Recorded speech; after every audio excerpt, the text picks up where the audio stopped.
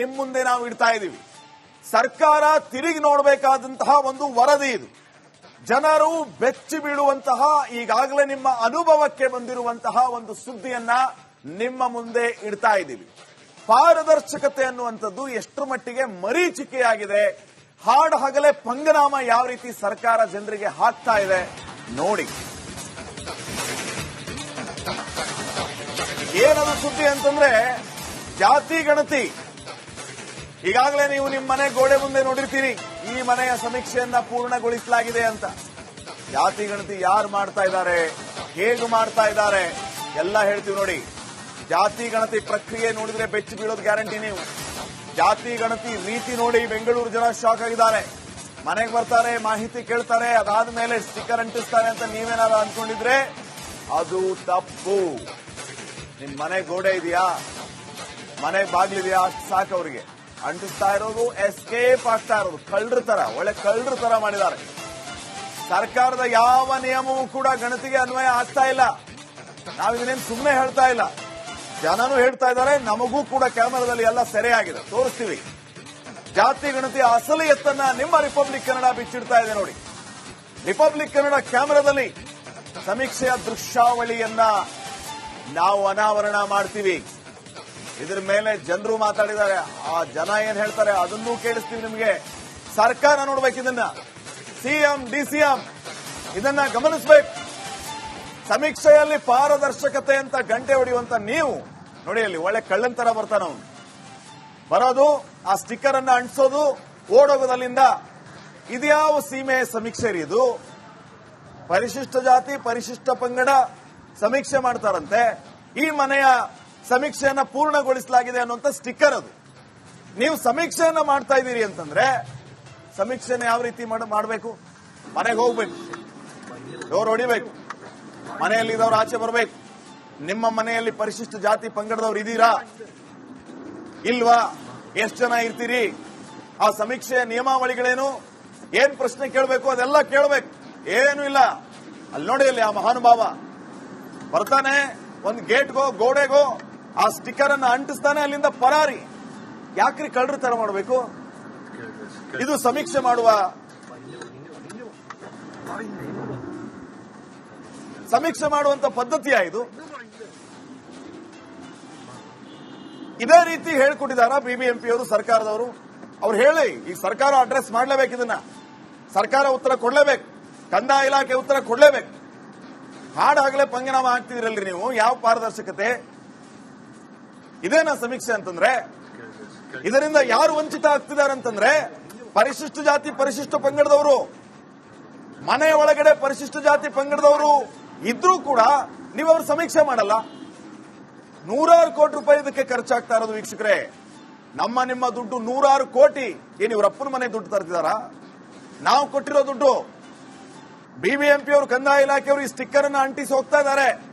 ಯಾರು ಇವರಪ್ಪನ ಮನೆ ಖರ್ಚು ಮಾಡ್ತಾ ಇಲ್ಲ ದುಡ್ಡನ್ನ. ಇದಕ್ಕೂ ಅವರಿಗೆ ಕೋಟಿ ಕೋಟಿ ಕೊಡ್ತಾ ಇದ್ದಾರೆ ಆ ಸರ್ವೆ ಕಂಪನಿಗಳಿಗೆ. ನಾಚಿಕೆ ಆಗಲ್ವಾ ಇವರಿಗೆಲ್ಲ? ಪಾರದರ್ಶಕತೆ ಅನ್ನೋದು ಮನೆ ಮನೆಗೆ ಹೋಗ್ಬೇಕು, ಮಾಹಿತಿ ಕಲೆ ಹಾಕಬೇಕು, ಅದನ್ನ ಡಾಕ್ಯುಮೆಂಟ್ರಿ ಇಟ್ಕೋಬೇಕು. ನೋಡಿ, ನಾವು ಈ ಮನೆಗೆ ಹೋಗಿದ್ದೀವಿ, ಇಷ್ಟು ಮನೆಗೆ ಭೇಟಿ ಕೊಟ್ಟಿದ್ದೀವಿ, ಈ ರೀತಿ ದತ್ತಾಂಶವನ್ನ ಕಲೆಕ್ಟ್ ಮಾಡಿದೀವಿ. ಎಲ್ಲಿದ್ದೀರಿ ನಿಮ್ಮ ಮಣ್ಣಗಟ್ಟಿ ದತ್ತಾಂಶ? ಈ ಮನೆಯ ಸಮೀಕ್ಷೆಯನ್ನ ಪೂರ್ಣಗೊಳಿಸಲಾಗಿದೆ. ಬರ್ಲಿ, ನಮ್ಮ ಪ್ರಶ್ನೆಗೆ ಉತ್ತರ ಕೊಡ್ಲಿ ಈ ಸಂಬಂಧಪಟ್ಟ ಅಧಿಕಾರಿ. ಅವನ್ ತಾಕತ್ತಿದ್ರೆ ಕೇಳ್ತೀವಿ ನಾವು. ಹೇಳಿ ಅವನು ಯಾವ ಮನೆ ಸಮೀಕ್ಷೆನ ಯಾವ ರೀತಿ ಇವ್ರು ಮಾಡಿದ್ದಾರೆ ಅಂತ. ಕಳ್ಳರು ಆಗ್ತಿದ್ದೀರಲ್ರಿ ನೀವು, ಕಳ್ಳರು. ಹಾಡು ಹಗಲೇ ದರೋಡೆ ಮಾಡ್ತಾ ಇದ್ದೀರಾ. ಪಾರದರ್ಶಕತೆ ಅನ್ನೋದೇ ಇಲ್ಲ.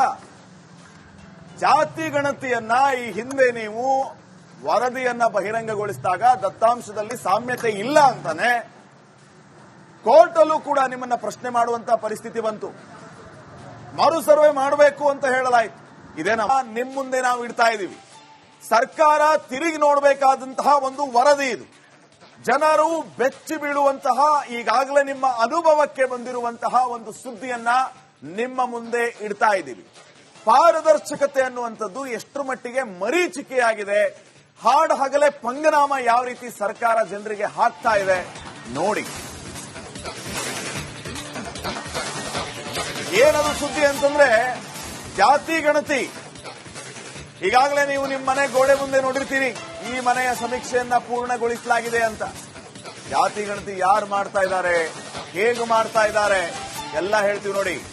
ಜಾತಿ ಗಣತಿ ಪ್ರಕ್ರಿಯೆ ನೋಡಿದ್ರೆ ಬೆಚ್ಚಿ ಬೀಳೋದು ಗ್ಯಾರಂಟಿ. ನೀವು ಜಾತಿ ಗಣತಿ ರೀತಿ ನೋಡಿ ಬೆಂಗಳೂರು ಜನ ಶಾಕ್ ಆಗಿದ್ದಾರೆ. ಮನೆಗೆ ಬರ್ತಾರೆ, ಮಾಹಿತಿ ಕೇಳ್ತಾರೆ, ಅದಾದ್ಮೇಲೆ ಸ್ಟಿಕ್ಕರ್ ಅಂಟಿಸ್ತಾರೆ ಅಂತ ನೀವೇನಾರು ಅನ್ಕೊಂಡಿದ್ರೆ ಅದು ತಪ್ಪು. ನಿಮ್ ಮನೆ ಗೋಡೆ ಇದೆಯಾ, ಮನೆ ಬಾಗ್ಲಿದೆಯಾ, ಅಷ್ಟು ಸಾಕು ಅವ್ರಿಗೆ.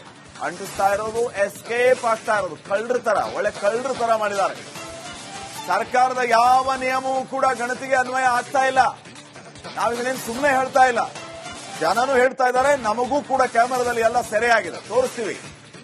ಜಾತಿ ಗಣತಿಯ ಅಸಲಿ ಎತ್ತನ್ನ ನಿಮ್ಮ ರಿಪಬ್ಲಿಕ್ ಕನ್ನಡ ಬಿಚ್ಚಿಡ್ತಾ ಇದೆ ನೋಡಿ. ರಿಪಬ್ಲಿಕ್ ಕನ್ನಡ ಕ್ಯಾಮೆರಾದಲ್ಲಿ ಸಮೀಕ್ಷೆಯ ದೃಶ್ಯಾವಳಿಯನ್ನ ನಾವು ಅನಾವರಣ ಮಾಡ್ತೀವಿ. ಇದ್ರ ಮೇಲೆ ಜನರು ಮಾತಾಡಿದ್ದಾರೆ. ಆ ಜನ ಏನ್ ಹೇಳ್ತಾರೆ ಅದನ್ನೂ ಕೇಳಿಸ್ತೀವಿ ನಿಮಗೆ. ಸರ್ಕಾರ ನೋಡ್ಬೇಕು, ಇದನ್ನ ಸಿಎಂ ಡಿಸಿಎಂ ಇದನ್ನ ಗಮನಿಸಬೇಕು. ಸಮೀಕ್ಷೆಯಲ್ಲಿ ಪಾರದರ್ಶಕತೆ ಅಂತ ಗಂಟೆ ಹೊಡೆಯುವಂತ ನೀವು ನೋಡಿ, ಅಲ್ಲಿ ಒಳ್ಳೆ ಕಳ್ಳನ್ ತರ ಬರ್ತಾನ ಅವನು. ಬರೋದು, ಆ ಸ್ಟಿಕ್ಕರ್ ಅನ್ನ ಅಂಟಿಸೋದು, ಓಡೋಗೋದಲ್ಲಿಂದ. ಇದ್ಯಾವ ಸೀಮೆ ಸಮೀಕ್ಷೆ ರೀ ಇದು? ಪರಿಶಿಷ್ಟ ಜಾತಿ ಪರಿಶಿಷ್ಟ ಪಂಗಡ ಸಮೀಕ್ಷೆ ಮಾಡ್ತಾರಂತೆ. ಈ ಮನೆಯ ಸಮೀಕ್ಷೆಯನ್ನ ಪೂರ್ಣಗೊಳಿಸಲಾಗಿದೆ ಅನ್ನುವಂತ ಸ್ಟಿಕ್ಕರ್ ಅದು.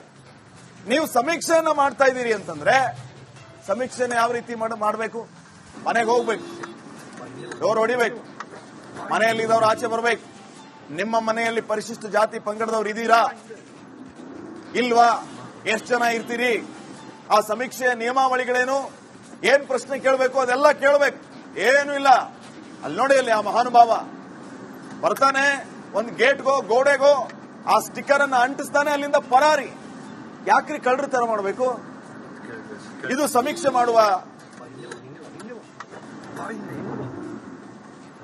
ಸಮೀಕ್ಷೆ ಮಾಡುವಂತ ಪದ್ಧತಿಯಾ ಇದು?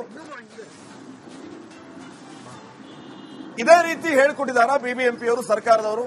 ಅವ್ರು ಹೇಳಿ, ಈ ಸರ್ಕಾರ ಅಡ್ರೆಸ್ ಮಾಡಲೇಬೇಕು, ಇದನ್ನ ಸರ್ಕಾರ ಉತ್ತರ ಕೊಡ್ಲೇಬೇಕು, ಕಂದಾಯ ಇಲಾಖೆ ಉತ್ತರ ಕೊಡ್ಲೇಬೇಕು.